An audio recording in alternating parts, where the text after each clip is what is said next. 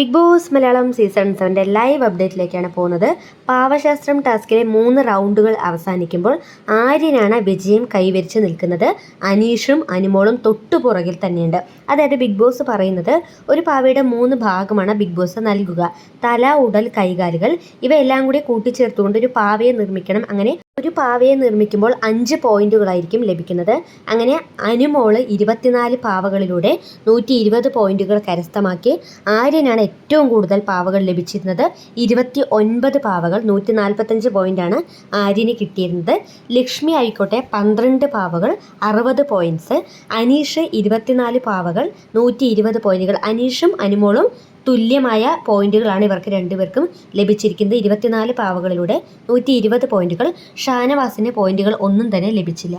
അക്ബറിൻ്റെ പാവകൾ ആദിൽ മോഷ്ടിച്ചു കൊണ്ടുപോയത് കൊണ്ട് തന്നെ അക്ബറിന് പോയിന്റുകൾ ഒന്നും തന്നെ കിട്ടിയിട്ടില്ല. സാബുമോൻ്റെ പാവകൾ അതുപോലെ തന്നെ നെവിൻ മോഷ്ടിച്ചു കൊണ്ടുപോകുന്നു. അതുകൊണ്ട് തന്നെ സാബുമോനും പോയിന്റുകൾ ഒന്നും തന്നെയില്ല. നൂറയ്ക്ക് 4 പാവകളിലൂടെ 20 പോയിന്റുകൾ ലഭിച്ചു.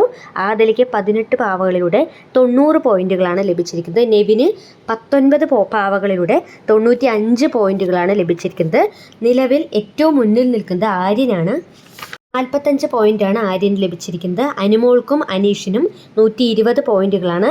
ഇവരുടെ ഒരുപക്ഷെ ഈ ഒരു പോയിന്റ് നില നാളേക്ക് ചിലപ്പോൾ മാറാനും സാധ്യതയുണ്ട്. കാരണം ഇന്നലത്തെയും ഇന്നത്തെയും പോയിന്റ് നിലകളെ കൂട്ടിച്ചേർത്തുകൊണ്ടാണ് നാളത്തെ പോയിന്റ് നില അല്ലെങ്കിൽ ആ ഒരു പട്ടിക തയ്യാറാക്കുന്നത്. അതുകൊണ്ട് തന്നെ ഒരുപക്ഷെ നാളെ നല്ല രീതിയിൽ ആരെങ്കിലും മുന്നോട്ട് കളിക്കുകയാണ് എന്നുണ്ടെങ്കിൽ അവരുടെ ആ ഒരു ഗ്രാഫ് ഉയരാനുള്ള സാധ്യതകളും ഉണ്ട്. നിലവിൽ ആര്യനാണ് വിജയം കൈവരിച്ച് നിൽക്കുന്നത്.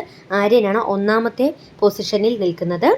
അനീഷും അനുമോളും 2ാമത്തെ പൊസിഷനിൽ നിൽക്കുന്നത്. 3ാം സ്ഥാനത്ത് അക്ബർ ആയിരുന്നു. 4ാം സ്ഥാനത്ത് ഷാനവാസുമായിരുന്നു. എന്തായാലും അവരുടെ ആ ഒരു സ്ഥാനങ്ങൾ ഇല്ലാതായിരിക്കുകയാണ്.